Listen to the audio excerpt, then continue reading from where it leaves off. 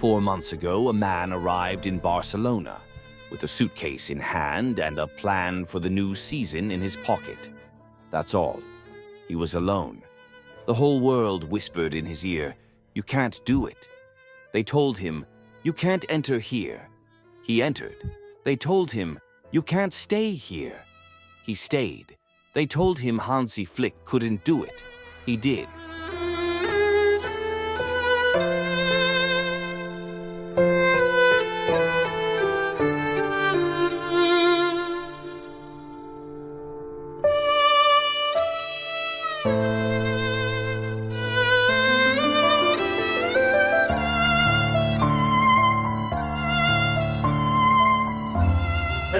Wir machen die stark.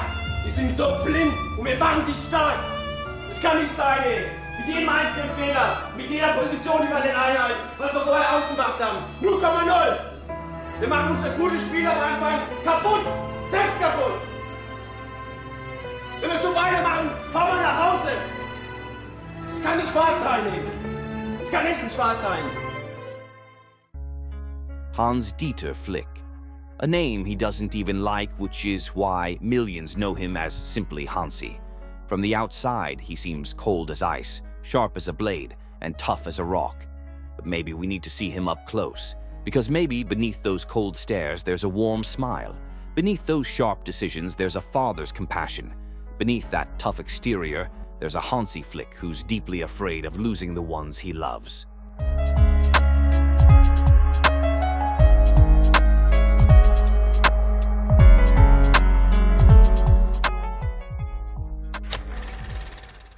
Hansi was born on February 3rd, 1965, in Heidelberg, Germany, into the loving home of his parents, Traudel and Hans. The Muckenloch neighborhood in the town of Neckargemünd was famous for producing musicians and footballers, and Hansi grew up in this very place. The neighborhood had plenty of amateur football players to look up to.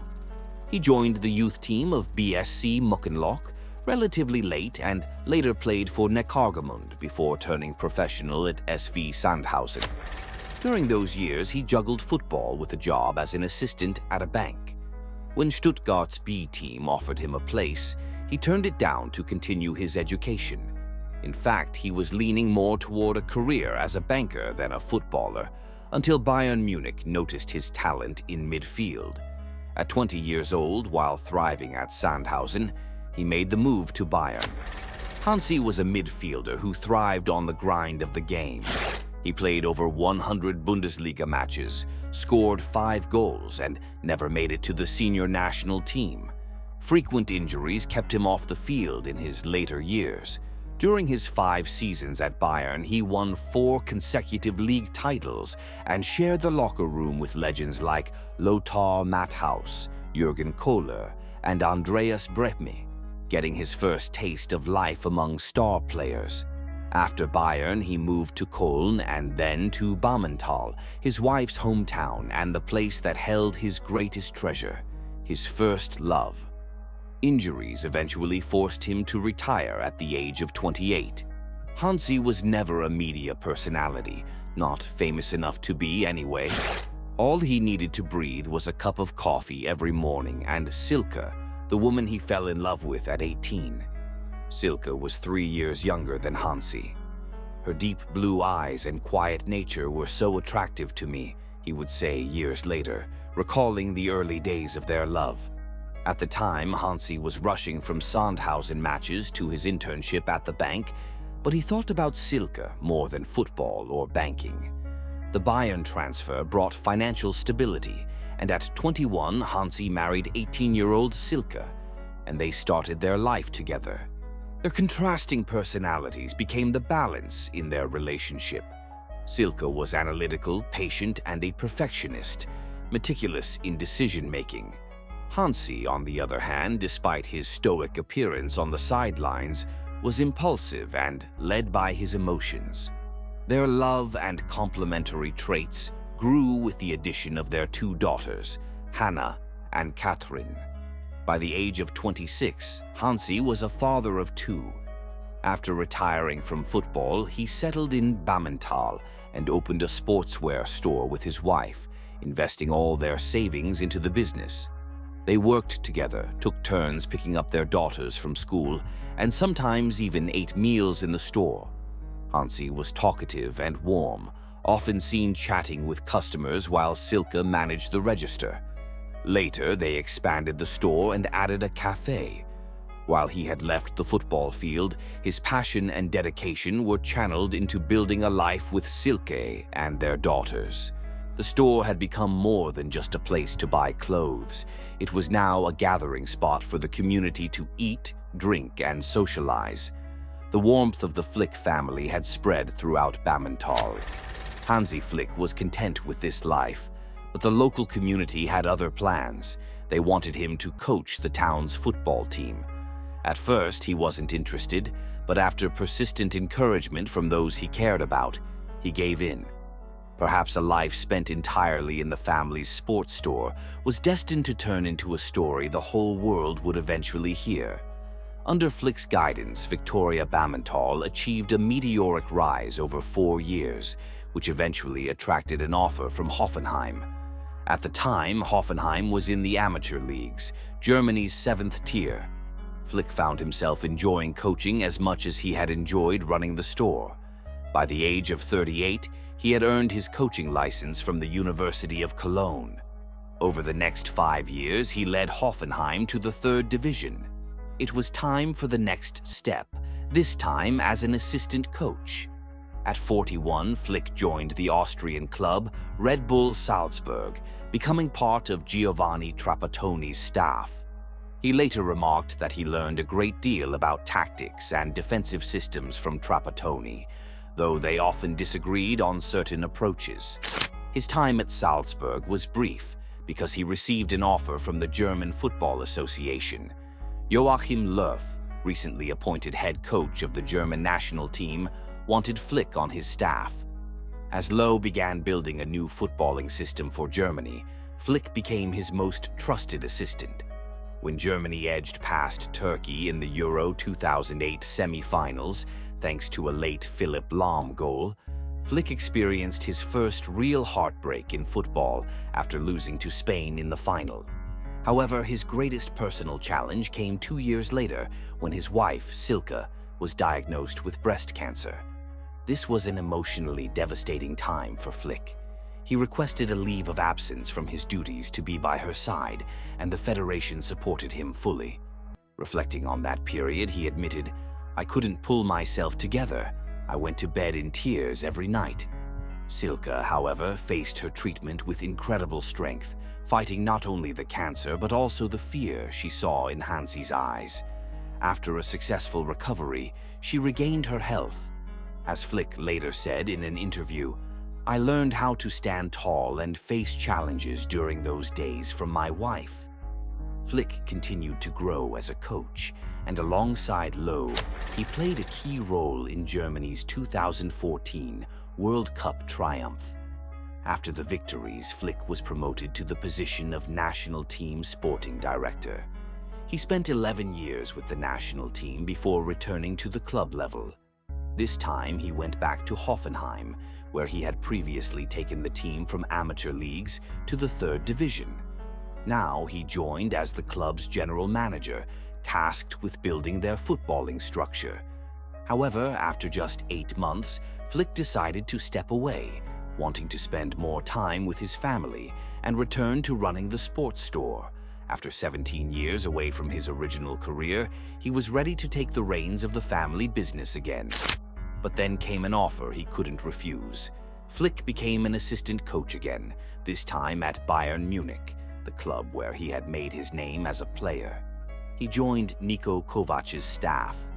During the first 4 months, Bayern suffered setbacks, losing the German Super Cup to Dortmund, a home defeat to Hoffenheim, and a crushing 5-1 loss to Frankfurt. After Kovac was sacked, Bayern appointed Flick as interim head coach. Flick, once known as the best store manager in Bammental, now found himself at the helm of Germany's biggest football club. The store that had been opened in 1995 continued to operate while Flick worked in Salzburg, Hoffenheim, and with the national team. Initially managed by his wife Silke and later by their youngest daughter, Catherine, it became a family legacy. Meanwhile, their eldest daughter, Hannah, pursued photography and became a mother of 2. Eventually, the family decided to close the beloved store to focus entirely on Flick's football career. The store that had brought so much warmth to Bammental had served its purpose, and the Flicks bid it a fond farewell over their last espressos. Though he was hired as a stopgap coach at Bayern, Flick quickly transformed the team into a well-oiled machine, especially in the period before the COVID-19 hiatus. His style of play emphasized high pressing, counter-pressing, and quick transitions. He subjected his players to rigorous training, focusing on increasing muscle mass, distance covered, and the number of sprints per match. Flick had turned Bayern into a powerhouse, and his journey from a humble store manager to a world-class coach had become the stuff of legend. After the Bundesliga pause due to the coronavirus pandemic, Bayern Munich was the first team to return to action. For Flick, the team that acted earliest during this period would gain an advantage over its competitors. The relentless hunger to score more with every goal, a hallmark of Bayern's philosophy, was deeply ingrained in Flick's veins. During a 21-match winning streak, Bayern demolished Chelsea 4-1 and crushed the Messi-Suarez-led Barcelona team 8-2. Flick watched these victories from the sidelines with the calm and composed demeanor he had learned from his wife, Silke. He transformed Joshua Kimmich into a maestro who pressed like Gattuso and distributed the ball like Xavi. He turned Thomas Müller from a false 9 into a deep-lying playmaker orchestrating the team's attack. From the Goretzka-Thiago pairing, he extracted a perfect balance of technical skill and dynamism. Under Flick, Bayern played 36 matches, securing 33 wins, 2 losses, and 1 draw. They swept every possible title, Champions League, Bundesliga, and the DFB Pokal, obliterating their opponents along the way. Unlike Pep Guardiola, who was known for being a tactical perfectionist, Flick's success came from his exceptional communication skills. Even as a store manager, his ability to connect with people had been his greatest strength. He became a master at unlocking the potential within his players. He convinced the team to fully buy into his system. Players like Neuer, Müller, Sané, Kimmich, Boateng, and Lewandowski regularly praised the environment Flick had created in post-match interviews. However, he was not a soft leader. Flick was firm, with clear rules and expectations. He successfully instilled German discipline into Bayern's squad without any trouble. Yet this incredible story began to unravel due to cracks within the team's management structure. The initial tensions between Flick and sporting director Hasan Salihamidzic arose over Salihamidzic's son, who was playing in Bayern's U17 team, coached by Miroslav Klose. Salihamidzic was unhappy that his son wasn't getting enough playing time. Despite this, Flick invited Klose to join the first team's coaching staff, which displeased Salihamidzic and hinted at the first signs of discord. Later, they clashed over the potential signing of Timo Werner. Despite Salihamidzic's insistence, Flick opposed the transfer. The situation escalated further when, ahead of a crucial match against Salzburg, Salihamidzic publicly announced that David Alaba would not be continuing with Bayern. This move broke the trust between the two. Flick felt increasingly sidelined in decisions regarding team planning and transfers, as Salihamidzic sought to limit Flick's influence. Even Oliver Kahn's attempts to mediate failed, and Flick ultimately decided to leave Bayern Munich, the club where he had won everything. Hansi Flick took over the German national team during a period of transition, a team he had once served as an assistant coach. The general sentiment was clear. If anyone could rebuild this team, it was Hansi Flick. However, the short national team training camps weren't sufficient for him to implement his system or prepare players both physically and dynamically. He even tried to integrate a 3-at-the-back system, but it didn't work. What started as a promising tenure ended with a group stage exit at the World Cup and a string of friendly losses, culminating in a humiliating 4-1 defeat to Japan at the Volkswagen Arena. Joan Laporta, ever since his 2021 presidential campaign, had envisioned a German coach as part of his project. While Xavi had won a league title, the ever-changing dynamics of Barcelona, its relentless press and demanding fans, had left him drained. He had grown overly fixated on social media criticism and newspaper headlines. The club held its first meeting with Flick in London. At the time, Xavi occasionally messaged his friend Flick, asking, "Have they made you an offer yet?" When discussions gained traction, Flick packed his bags and took the train to Barcelona to finalize the details. The first time Flick watched a Barcelona game live was on March 21, 2006, when the team faced Getafe. Back then, he was merely an aspiring spectator. Now, he was taking over a struggling giant. The club was in financial trouble. Astronomical signings weren't an option. Flick only requested what was feasible: $55 million for Dani Olmo, $3 million for Pau Victor, and no other major spending. Instead, he believed in the youth system, particularly La Masia. Xavi's approach was to give players freedom, but Flick immediately instilled discipline. His first priority was physical preparation. He brought in a comprehensive fitness staff, expanding the department to 8 people. Under Xavi, only 2 individuals had been responsible for physical training. Flick held double training sessions daily, even while most of the first team was on international duty, focusing on gym work with youth players. By the time the senior players returned, they struggled to keep up with the La Masia youngsters. Training ground rules were clear. Everyone had to arrive by 8 a.m. Thiago, one of Flick's former players at Bayern, joined the staff as an assistant coach.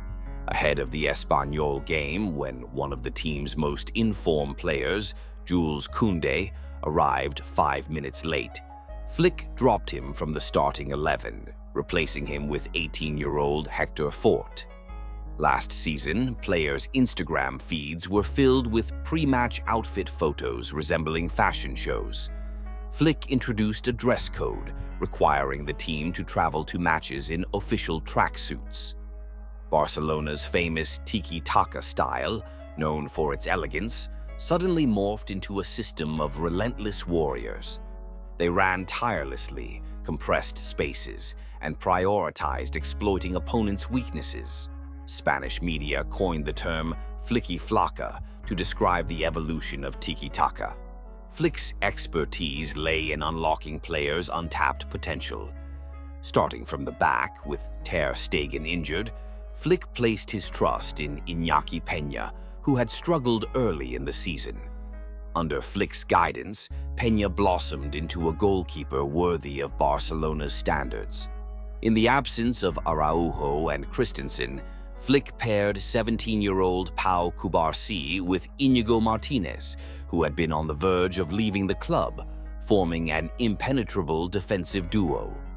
Flick transformed Cubarsí into the league's most progressive passing center-back, enhancing the team's ability to break lines during build-up play. With his aggressive offside trap, Barcelona caught opponents offside 99 times in their first 14 matches, the highest in Europe. Then there was Marc Casado, a 21-year-old who could have faded like many La Masia prospects. Flick made him central to his system, deploying him alongside Koundé in a 3-at-the-back setup, with Yamal and Balde threatening on the flanks. In midfield, Casado became the creative pivot, delivering 5 assists early in the season, justifying Flick's faith. Yamal, always talented but lacking end product, had only 7 goals and 9 assists in 50 matches last season.